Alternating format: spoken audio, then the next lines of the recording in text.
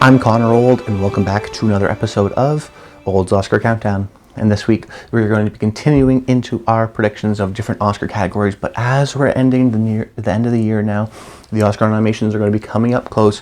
So we're going to start to combine a couple of the categories. So categories that make sense. For example, this video, of course, best score, best song, and best sound, all sort of into one video. I'm still going to give a deep analysis in each of the videos, but essentially is like 3 videos into one because I still want to cover all the categories before we ultimately give my final Oscar predictions video, just so that that video, which will be probably shorter, the final Oscar nominations video, you can always go back to hear my thoughts on the other separate videos. That's what I like to do. That's what I think makes this channel unique. So if you do appreciate the videos, always helps to give your comments in the comment section below. Like the video, subscribe to the channel so you don't miss a video, and let's go into it. So the first category I want to talk about is best score, and my first prediction is going to go to the Fabelmans, of course, composed by the legendary John Williams, the greatest film composer of all time, at least in my opinion. Now, there was a little bit of a debate and concern that the score wouldn't actually be eligible for the Oscars because it uses pre-existing music. However, it did pass through. It means it's eligible. So for me, that rockets it right up to the top, because the way I see the Oscar race right now, the Fabelmans is a serious Best Picture contender. And if it is a serious Best Picture contender, the path to win Best Picture for me is probably Steven Spielberg winning for Best Director, and then also another win in one of the technical categories. I don't have it in for screenplay right now. I don't have it in for an acting win, which is the more traditional path to win Best Picture, but that doesn't mean it doesn't have to follow that path. Movies like Shape of Water win for a technical award and then a directing and then picture, and Spielberg can do the same. But if he is to win a technical award, you have to then go, okay, well, what category is it in? The one that makes the most sense for me is actually here for Best Score for John Williams in this really very simple, well-done piano piece in the film. So if we're expecting Fabelmans to at least be a contender, that means it has a chance to win Best Picture. It needs to at least get nominated in these technical categories for it to win, of course. So right now, for me, it just makes sense. There's a chance that it doesn't get nominated, but come on, let's be honest. John Williams, Spielberg, it's getting in. Then my second pick is going to go to Babylon. This is done by Justin Hurwitz, who only composes Damien Chazelle's movies and blesses our ears. Then there may be a little bit of concern amongst myself and other people about this movie getting in, just because his score for First Man didn't get in, but that being said, he's a 2-time Oscar winner because he won 2 awards for La La Land and also got nominated for another one for La La Land. He didn't get nominated for Whiplash because that score was ineligible, so he really only missed out on a First Man nomination, but he won at Critics' Choice, he won at the Globe, so there was clearly a chance, I think, that he was probably the 6th nominee that year. So well respected enough, and the score once again just adds into the sort of jazzy element of the film. Damien's films are very much sort of rhythmic and musical, and I think he has a strong collaboration there with Hurwitz, and the scores always play a strong part of the movie. And when I think this is going to get in the same way First Man did not, it's just because Babylon is a stronger movie than First Man in the sense of the Oscars. You know, it's going to get nominated for Best Picture, I believe, acting nominations as well, other technical nominations, so I think score will follow suit. Then my third slot, I'm going to go to Pinocchio from Alexandre Desplat, the legendary sort of recent composer, 2-time winner, 11-time nominee at the Oscars. Now, there's a little bit of hesitation, a little bit why this is a little bit in the middle of the pack of my predictions. It's just because in the past 2 years, I predicted Alexandre Desplat to get in for the French Dispatch and Midnight Sky, and he missed out on both of those. Despite getting Critics' Choice nominations in the past, despite being sort of on the edge, he missed out for the French Dispatch and missed out for Midnight Sky. So that was a little bit of a cause for concern, like maybe Alexandre Desplat doesn't have as strong as a hold on the Academy as we thought. With that being said, he still has won 2 Oscars. He's still been nominated a bunch of times. He didn't get nominated in 2021 or 2020, but he got nominated in 2019 and 2017, and you know, you can go back further and further. So he still is well respected, and the difference being, I think, this year why I still have him in my predictions here is because he's scoring a movie that people actually like. The Midnight Sky only had 1 other nomination. The French Dispatch had no other nominations, so there were still more outside chances. They were essentially getting in based on the success of and appreciation of Alexandre Desplat. Those were their movie's chances. But in this case, Pinocchio, even if it doesn't get in for Best Score, it's getting in for Best Animated Feature. It could even win for Best Animated Feature. And I think it could get in for Best Original Song too, which we'll be talking about later. So I think because it's a more well-liked, more well-appreciated movie, and you have a movie that's well-liked and then also scored by someone who the Academy likes, I think that's enough to put it over the edge. And then, of course, just the score itself, the sort of lightness that Alexandre Desplat is known for is there, while also having some, strong strings for some of the more tense scenes. I thought it was well done. Then in my fourth slot, I'm going to go with Women Talking. This is scored by Hildur Guðmundsdóttir, and most recently at the Critics' Choice Awards, she was nominated twice for this movie and for Tar. And if you look at every single time that's happened at the Critics' Choice Awards, every single time a composer has been nominated twice in 1 year, that composer has been nominated at the Oscars. Now, they haven't nominated for both movies, they've only been nominated for one movie, but that's happened. You know, last year Johnny Greenwood got nominated for Spencer in Power of the Dog, he got nominated for Power of the Dog at the Oscars. Alexandre Desplat, speaking of which, got nominated for Argo and Moonrise Kingdom in 2012, but he of course got nominated for Argo at the Oscars. So there's always at least one, and what's easy for us is Hildur got nominated for Tar and Women Talking at the Critics' Choice Awards, but Tar is deemed ineligible for the Oscars, so that makes it easy for us. The one that's going to be campaigning for the Oscars is Women Talking. The reason why it's sort of lower on the list here, even though the film could actually even win this category, is just because Women Talking has been stumbling. The Golden Globes did not so well, but even at Critics' Choice, missing out on something like a Claire Foy for Best Supporting Actress hurts the movie a little bit, so I have a little bit of concern on that regard. But she is a past winner, so there's positive signs there, and I think the score is well done and really brings a lot of attention to the film, in which the film is mostly just, you know, talking in a room. It does bring a lot more character and depth, I think, to the movie, so it is a well done score in that. And then in my fifth slot, I'm going to go with Avatar: The Way of Water, which is maybe a dark horse for a lot of people, but I'll explain why. When I was going through all my predictions, I was going, hey, all these people who I'm predicting have been nominated before. And then I decided, let's look back on past years and see how many newcomers were nominated. That means how many times were there a composer who's never been nominated before got nominated. So it was their first time being nominated, being a newcomer. I looked at that for the past 10 years, and every single year there is at least one newcomer in this category. So while this category loves their John Williams and Alexandre Desplat, and they like to nominate them every year, they also like to nominate newcomers, people who have never been nominated before.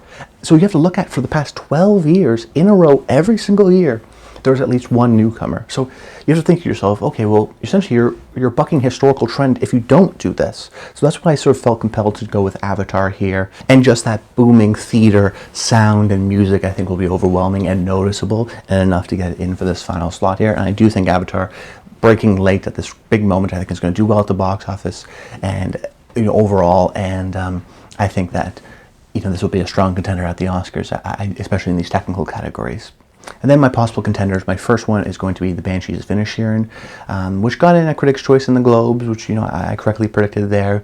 But I do think it's probably going to be on the outside here, just because Carter Burwell has been nominated before. The score isn't necessarily in your face and obvious. When you think about the film, you think about the performances and the writing over the score. So I think right now the movie's shown signs of strength in Gold Globes and Critics' Choice, but I had to put it on the outside just because Carter Burwell has been nominated before, and I think there's going to be some sort of inclination that, hey, we want to nominate a newcomer, and I think they're going to want to do that. And then in my other possible contender, I'm going to go with The Woman King, which is a score done by Terence Blanchard, who first got nominated sort of long overdue for BlacKkKlansman, and then had a surprise nomination for Da 5 Bloods a few years later. I think actually The Woman King may be a kind of Da 5 Bloods-esque contender, where we thought Da 5 Bloods was going to be, hey, Best Picture, maybe Delroy Lindo, maybe a production design, maybe a couple other things, and then doesn't get anything, but surprises for score. The Woman King for me is on the outside of so many categories. Outside on picture, outside on Best Actress. I mean, just outside here, you know. I think maybe it gets in, you know, in costume design, maybe production design, but more so costume design, and, you know, it's really on the outside of a lot of things. So I still think The Woman King, especially if you heard the score, it's very bombastic. It adds so much to the epic feeling of that. But because Terence Blanchard has been nominated before, and I wanted to include at least one past nominee, I thought, okay, we'll knock it out. And then The Woman King, just because it is on my sort of outside of a lot of categories, I don't know how many nominations it's going to get. I don't know if it's going to have that overwhelming support. So I had to leave The Woman King out of here. Now jumping over into Best Original Song, my first pick here, my first prediction is going to go to Top Gun Maverick for the song Hold My Hand by Lady Gaga. Of course, Lady Gaga has won before in this category for A Star Is Born, but she's also been nominated in the past, of course, for A Star Is Born as an actress. So I think the Academy sees her more so as an actress than they do a singer or a generic pop star. So there's ingrained sort of appreciation for her within the Academy. And then, of course, the movie is a strong film that I expect to get nominated for Best Picture, so a lot of people are going to be seeing it and hearing it. And of course, I think she'll be more than glad to perform at the Oscars, so that's always a benefit for them. My second pick is going to go to Black Panther Wakanda Forever for the song Lift Me Up by Rihanna. Dedication to the late, great Chadwick Boseman, Oscar nominee, not Oscar winner. And I think Black Panther has been doing a lot better than I expected. You know, Angela Bassett being contender, you know, doing sort of well in these critics groups as well. So more, I think it's going to do better than I initially thought. And that helps in a case like Best Original Song, where I thought it was going to get in, but I was unsure about how well the movie's liked. The movie's well liked. It's clearly being seen. And I think that will be enough to push this song into getting a nomination. Then my third nomination is going to go to RRR. I think there's a strong contingent of the Academy that really loves this film. Of course, the critics did very well by it, nominating for picture and director and even something like VFX, and of course, Best Original Song for Natu Natu. And because the song is within the film, it is a musical number within the film. I think that always helps. So we've seen a movie like Eurovision for its song, original song, which played within the movie, get nominated. Of course, La La Land, its original songs. It always helps when the original song is actually in the movie, because it just makes it more notable in that sense. So it seems like a lot of people are watching RRR. It is being well celebrated, and I think if you do watch the movie, you'll be more than happy to give it to a song nomination. Then with my fourth slot, I'm going to go with Tell It Like a Woman with the song Applause, who was written by Diane Warren. Now, if you don't know Diane Warren, she's getting an honorary Oscar this year because she's been nominated 13 times and has never won. She's a songwriting legend. She's written songs for movies that you haven't even heard of. You probably haven't heard the songs. You probably haven't heard of the movies either, but she still gets nominated every year. She's like a guarantee. I don't want to bet against her, even though it's another sort of movie that I don't think a lot of people have seen. I think she just has enough pull and respect within the Academy that she'll get that nomination.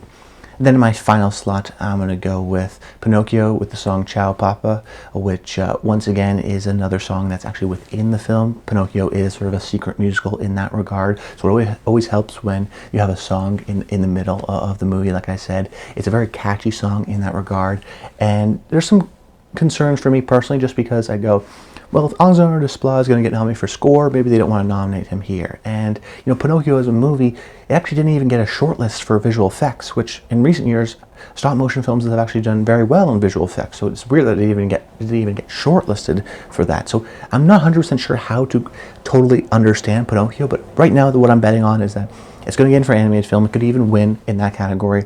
And I think it's going to get in for score, so I think there's going to be enough appreciation and then to give it here for best song, just because they like that movie. Then some possible contenders. The first one is going to be from White Noise, the song sung by the LCD Sound System, New Body Rumba. And, you know, when we're looking at the Oscars, when we're comparing, say, Critics' Choice or Globes, which are the only two categories we can go off of for song, when we're looking at that and then looking at the Oscars, and the differences are always with regards to the quality of the movies. So I'll give you an example. You know, in 2020, instead of nominating the Critics' Choice, they nominated the song from United States versus Billie Holiday. And the Oscars, they nominated the song from The Trial of Chicago 7. Last year, instead of nominating a song from The Harder They Fall, they nominated a song from Belfast. So the Oscars generally like to nominate movies that they like, even if the songs, you know, are unnoticeable, but they'd much rather nominate, you know, a great song from, say, The Harder They Fall to a pretty good song from a movie they like in, say, Belfast. So in this case, what this really tells me is that they prefer almost the quality of the film, the prestige of the film, more so than the actual song itself. So if I'm going to, say, knock out one of these more pop star kind of songs, it could be with a movie that is just more well liked. A movie like, well, White Noise, which has the prestige of Noah Baumbach behind it and the critically acclaimed book. But because I don't think White Noise will be well seen because it was critically panned, I ultimately have it on the outside here, but it's definitely a contender. And then in my final slot here, I went with Carolina from Where the Crawdad Sing, the Taylor Swift song. And, you know, people may think, oh, Connor, why don't you have this in your predictions? It got in at Critics' Choice. It got in at Golden Globes. Well, the matter of the fact is, kind of what I just said, the Oscars usually like to nominate films that they like. Where the Crawdad Sing, I don't think would be well liked within the Academy. It had, you know, generally mixed to poor a critical response. And let's not forget, Taylor Swift has been nominated for 4 Golden Globes and has never been nominated at the Oscars. And I think that's telling, because the Globes are more likely to nominate a celebrity in some of these films, like The Hunger Games or Cats, but movies like that where Taylor Swift has done original songs haven't gotten nominated at the Oscars just because those movies aren't as well respected. And I think Where the Crawdad Sing is in a similar sort of a vein as well. They may want to nominate her because they've never nominated her before, and because she's starting to become a director and is starting to get more into this campaigning side, that may be a compelling side because she's actually doing stuff with Searchlight and whatnot. The people may want to nominate her because of that, but historical precedent has told us otherwise. But she's still definitely a possible contender. Now jumping into my best sound predictions, my first one is going to be the obvious pick of Top Gun Maverick. If this doesn't win best sound, I'd be shocked. I think this is going to win for best sound, but I also think it's going to win for best editing. Of course, so many people saw it in the theaters, and just the loud roar of those jet engines in a theater is an incredible experience in and of itself, and so much of the technical appreciation of the film. You also have an appreciation in the sense that the people behind the sound of this film are past Oscar winners, past nominees, so literally everything going for a top tier team, a movie that's seen by everyone in the movie theaters multiple times. It has this big loud noise. Oftentimes the most sound wins, so this has definitely the most sound, the most loud, most obvious, most noticeable sound. Top Gun Maverick, lock it in. Then my second pick is Avatar: The Way of Water, which is another technical achievement alongside Top Gun Maverick. I think Top Gun Maverick is maybe a little bit more appreciated as a film than Avatar is, but regardless, I think a lot of people, similarly to Top Gun, are going to be seeing Avatar in a theater, maybe in a Dolby theater where you have that surround sound, where the sound is noticeable. Of course, the sort of sci-fi creatures and elements and sound elements that they created, I think will be appreciated. That sort of creativity is always well appreciated, which is why we see Star Wars movies get nominated for best sound, because they're making up sounds in the same way Avatar here is not just recording the sound of a jet engine, but it is making up something new for the sound of a banshee, for example. And then, of course, the team behind it has a combined total 10 Oscar wins, okay? So this is a well-respected sound team. I'd be shocked if Avatar didn't get in here. Then my third slot, I'm going to go with Elvis. And I went with Elvis because it is sort of the musical pick of the year.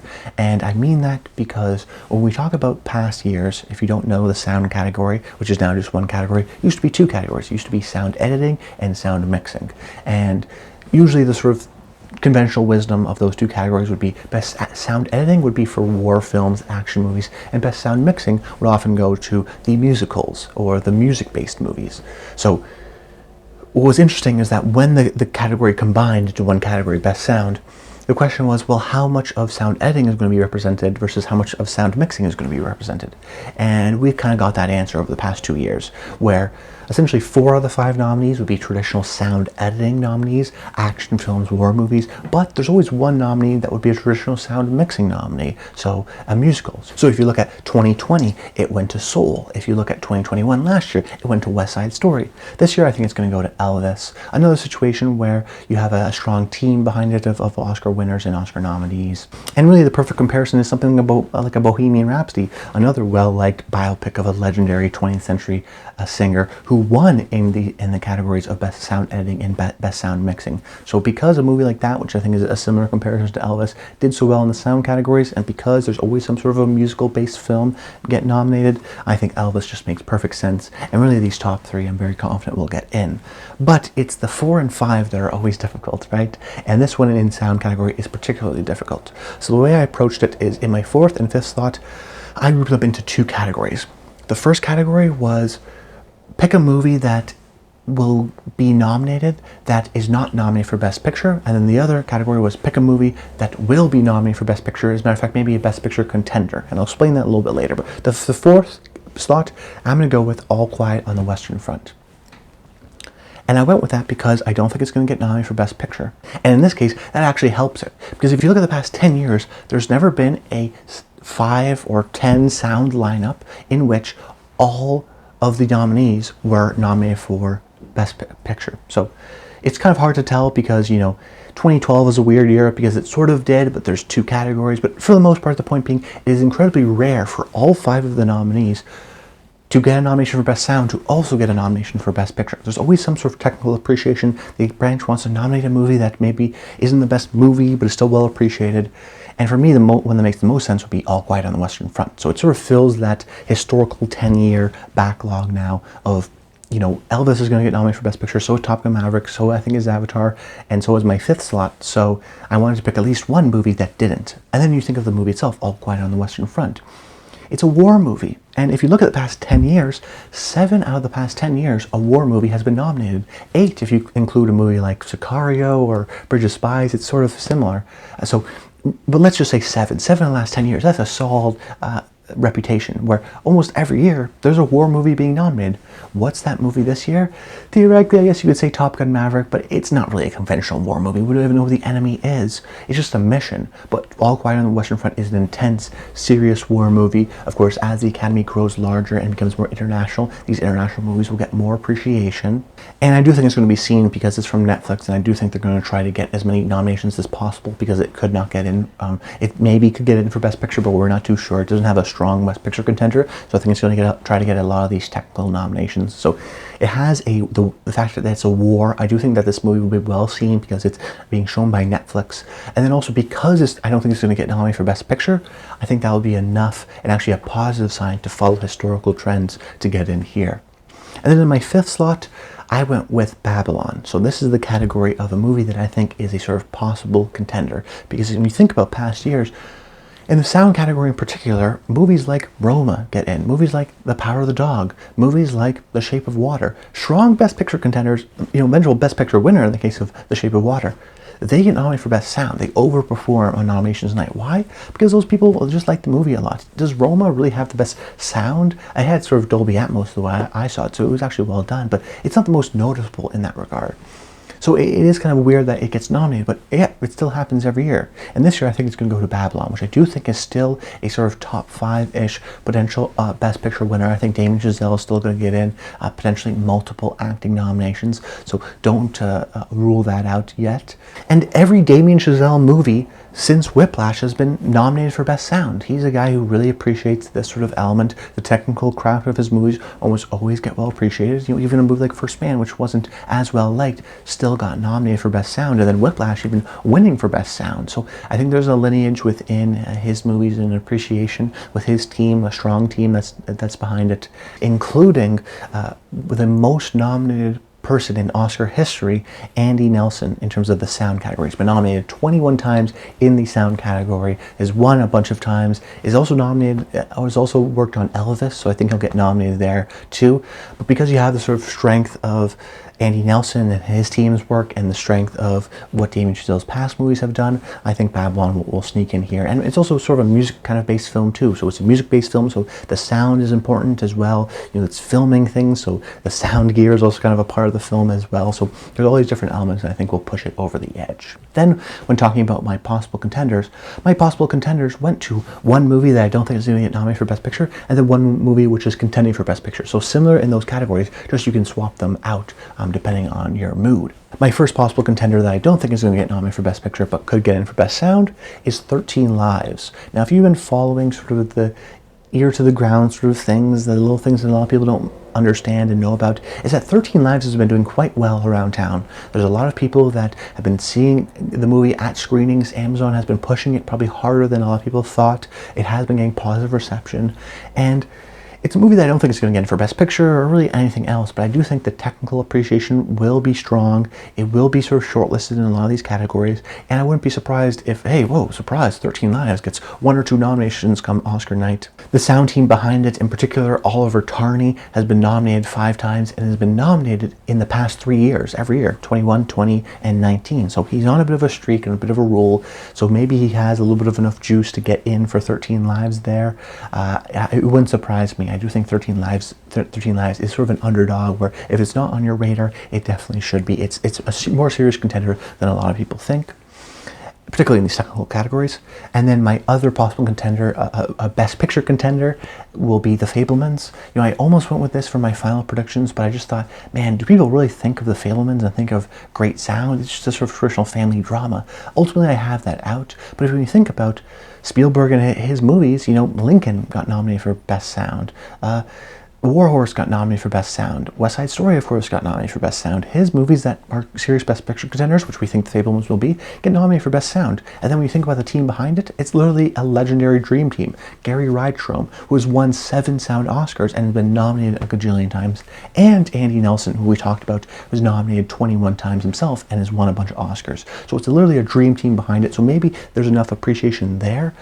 But for me, it was like, I'm not going to vote for Andy Nelson, say, to get 3 nominations, because that's never happened in the history of the sound category. Somebody has not gotten 3 nominations within the sound category in the history of the sound category.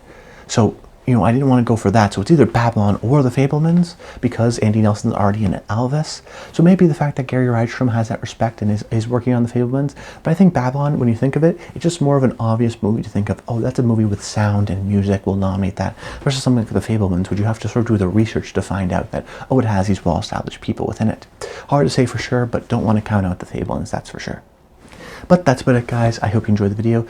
Make sure you're staying tuned to next week. We're going to be covering the best costume design, production design, and makeup and hairstyling. That will be a lot of fun. But until next time, stay tuned.